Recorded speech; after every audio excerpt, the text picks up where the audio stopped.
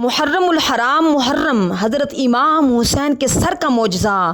جب کربلا میں نواسہ رسول کا سر کاٹا گیا تو ایک کوہرام برپا ہو گیا، زمین سوگوار ہو گئی، سورج کو گرہن لگ گیا، آسمان سرخ ہو گیا، بیت المقدس کی زمین سے خون ابھر آیا، خانہ کعبہ ہلنے لگا، رسول اللہ کی قبر سرخ ہو گئی، یزید کا محل ہلنے لگا، فوج یزید ڈر بھی رہی تھی، مگر دولت کے لالچ میں وہ ان تمام اللہ کے معجزوں کو درگزر کر رہی تھی۔ سر حسین جب نوکے نیزہ پر آیا، اللہ کی حمد و ثنا کرنے لگا، اللہ کا شکر ادا کرنے لگا۔ امام حسین کٹے ہوئے سر سے دیکھ رہے ہیں کہ ان کی بہنوں کو، بیٹیوں کو کے سروں سے چادروں کو لوٹا جا رہا ہے، بلکہ خیموں کو جلایا جا رہا ہے۔ وہ اللہ کو گواہ بنا کے اللہ کی مرضی میں راضی ہیں، اور پھر رسول اللہ کی نواسیوں کو قیدی بنا کے امام حسین کے کٹے ہوئے سر کے ساتھ کوفہ شام کی طرف لے جایا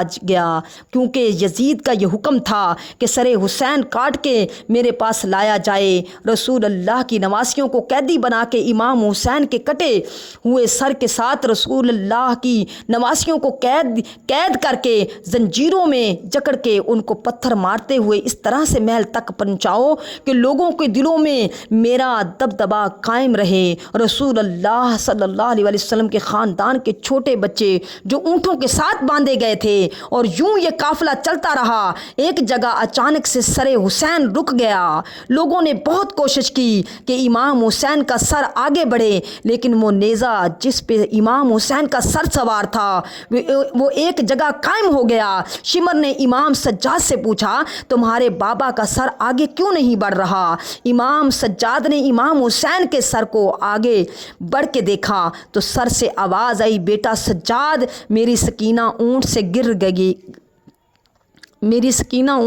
گئی ہے، اس کو لے آؤ، اس کے بغیر یہ منزل ادھوری ہے۔ تاریخ نے لکھا، جو رسول اللہ کے خاندان کے چھوٹے بچے اونٹوں کے ساتھ باندھے ہوئے تھے، ان میں سے جو بچہ گرتا وہ اونٹوں اور گھوڑوں کے پاؤں میں پامال ہو کے شہید ہو جاتا۔ آج بھی ان سادات کی قبریں کوفہ شام کے راستے میں بنی ہوئی ہیں۔ یہ قافلہ چل ہی رہا تھا کہ اتنے میں بارش ہو گئی۔ فوج یزید نے دیکھا کہ آس پاس تو کوئی شہر ہی نہیں ہے، دور ایک گرجا گھر نظر آیا۔ وہ قریب گئے اور کہنے لگے، ہم وقت کے حاکم کے فوجی ہیں، ہم ایک رات یہاں آرام کریں گے۔ اس چرچ کے پادری نے جب اس قافلے کو دیکھا کہ بے پردہ بیبیاں ہیں اور ایک نورانی چہرے والا قیدی بیبیوں کے ساتھ زنجیروں میں جکڑا ہوا ہے، اور تمام سر نوکے نیزہ پہ سوار ہیں، وہ سروں پہ نظر گھماتا ہے، کبھی جون کا سر دیکھے، کبھی ہر کا سر دیکھے، کبھی قاسم کا سر دیکھے، کبھی علی اکبر کا سر دیکھے۔ جب اس پادری کی نگاہ علی اصغر کے چھوٹے سر پہ پڑی، وہ چیخ اٹھا اور کہنے لگا، اے لوگو، یہ تو کچھ ماہ کا بچہ ہے، اس نے کیا جرم کیا ہوگا کہ اس کا سر کاٹ کے نیزہ پہ سوار کیا؟ وہ غرور اور تکبر میں کہنے لگے، یہ ہمارے بادشاہ کو بادشاہ نہیں مانتا، اور جو ہمارے بادشاہ یزید کو نہیں مانے گا اس کا حشر یہی ہوگا۔ اتنے میں اس کی نگاہ ایک گھوڑے پہ پڑی جس کی زلفوں سے غازی عباس علمدار کا سر باندھا ہوا تھا۔ وہ حسرت سے پوچھنے لگا، لوگوں، اس مبارک سر کو گھوڑے کی زلفوں سے کیوں باندھا ہے؟ شمر کہنے لگا، یہ ان باغیوں کے علمدار عباس کا سر ہے، اس کو نیزہ پہ سوار کرتے ہیں، یہ سوار ہی نہیں ہوتا، اس لیے اس کو گھوڑے کی زلفوں سے باندھا ہے۔ بس یوں سر کو دیکھتے دیکھتے جیسے ہی اس پادری کی نگاہ سر حسین پہ پڑی، وہ زارو قطار رونے لگا۔ شمر نے پوچھا، کیوں رو رہے ہو؟ وہ کہنے لگا، میں نے اپنی زندگی میں اتنا نورانی چہرہ پہلے کبھی نہیں دیکھا۔ اس چہرے کا نور بتاتا ہے یہ اللہ کے قریب ہے، کسی پاک خاندان سے تعلق رکھتا ہے۔ شمر کہنے لگا، ہاں، یہ فاطمہ کا بیٹا ہے۔ وہ حسرت سے پوچھنے لگا، کون فاطمہ؟ شمر نے کہا، فاطمہ بنت محمد۔ وہ زمین پہ بیٹھ گیا اور چیخ کے کہنے لگا، محمد رسول اللہ۔ شمر نے کہا، ہاں۔ وہ حیرت سے پوچھنے لگا، اے بدبختو، یہ تو تمہارے رسول اللہ کا نواسہ ہے، تم نے انہی کو قتل کر دیا، انہی کو شہید کر دیا۔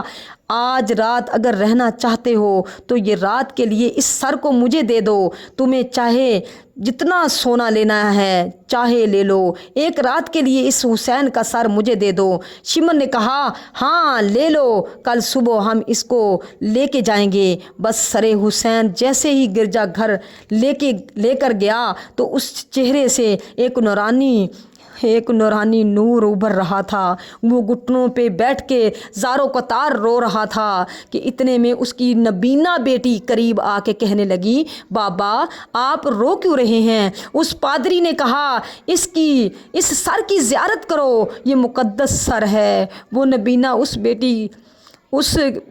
اس کی بیٹی کہنے لگی میں کیسے دیکھوں، میں تو آنکھوں سے اندھی ہوں۔ اس پادری نے کہا اس مقدس سر کی زیارت کے لیے تم اللہ سے دعا مانگو، مجھے امید ہے اس سر کے صدقے اللہ تمہیں آنکھیں دے دے گا۔ بس وہ جیسے ہی دست ادب کو جوڑ کے اللہ سے دعا مانگنے لگی تو امام حسین کے چہرے سے نور ابھر کے اس نبینا کی آنکھوں میں ٹھہر گیا اور یوں وہ دیکھنے لگی، خوش ہونے لگی۔ وہ گھٹنوں پہ گر کے زاروں قطار رونے لگی اور اپنے بابا سے کہنے لگی بابا اس سر کے معجزے سے تو میری آنکھیں روشن ہو گئی۔ یہ کیسے بدبخت لوگ ہیں جو ان ہستیوں کے سروں کو کاٹ کے لے آئے ہیں۔ بس وہ روتے رہے اور رات اختتام کو پہنچی۔ اس پادری نے بہت کوشش کی کہ سر حسین ان ظالموں کو واپس نہ کریں، مگر فوج یزید نے ان پر ظلم کر کے سر کو حاصل کیا اور رسول اللہ کے خاندان کو قید کر کے امام حسین کے سر کے ساتھ شام کی طرف رواں ہو گئے۔ سلام ہو رسول اللہ کے نواسے کے مبارک سر پہ، سلام ہو ان پاک ہستیوں پہ جو کائنات پر حکومت رکھتے ہوئے بھی انسانیت کی بقا کے لیے ہر ظلم سہتے رہے۔ 72,000 کا کنبہ کٹوا دیتے ہیں، علی اصغر بھی کٹوا دیتے ہیں، علی اکبر بھی کٹوا دیتے ہیں، اپنے تن سے سر بھی کٹوا دیتے ہیں، اپنے آپ کو نیزہ پہ چڑھا دیتے ہیں، بے سر و سامان کی حالت میں خیمے جلوا دیتے ہیں، پر کرامت نہیں دکھاتے۔ اگر ایک کرامت دکھا دیتے تو یزید کے لشکر کی کیا حیثیت تھی؟ بالکل 2 پہاڑوں کے درمیان پیس کے رکھ دیتے۔ کرامت دکھا دیتے دریائے فرات قدموں میں چلتا، پیاسے کسی کو شہید کروانے کی ضرورت کیا تھی؟ کرامت دکھا دیتے تو پورا لشکر یزید کا اندھا نبینا ہو جاتا، کون تیر چلاتا، کون زخمی ہوتا۔ کروڑوں کرامتیں ان کے قدموں کی دھول میں پڑی ہوئی ہیں اور میرا یہ ایمان کہتا ہے کرامتیں ہاتھ باندھ کے حضرت امام حسین کے قدموں میں بیٹھی ہوئی ہیں۔ جس کرامت کو آپ حکم دیں وہی آپ کی خدمت کرے گی، مگر جب کوئی اس مقام پر پہنچتا ہے تو اس کی کرامت کو چھوڑ دینا ہوتا ہے، اس کی کرامت استقامت ہوتی ہے۔ یہی وجہ ہے دین کی حقانیت کے لیے جب کہا جاتا ہے الگ الگ مرتبے ہیں، الگ الگ مقام ہیں، تو جیسے مرتبہ بدلتا ہے ویسے اصطلاحات کے معنی بدل جاتے ہیں، تصور بدل جاتے ہیں، درجے بدل جاتے ہیں۔ اگر امام حسین لب ہلا کر پانی کو بلاتے، پانی ہر طرف چلنے لگتا، اللہ تعالیٰ سے دعا کرتے تو فوج یزید اندھی ہو جاتی، مگر نانا محمد نے کہا تھا صبر کرنا اے حسین، تیرے خون سے اسلام زندہ ہوگا، تو پھر صبر میں مانگا نہیں جاتا، صبر سے خاموش رہا جاتا ہے۔ یہی وجہ ہے کہ یہی فرق ہے، کربلا کی کہانی بس اتنی سی ہے، یزید تھا حسین ہے۔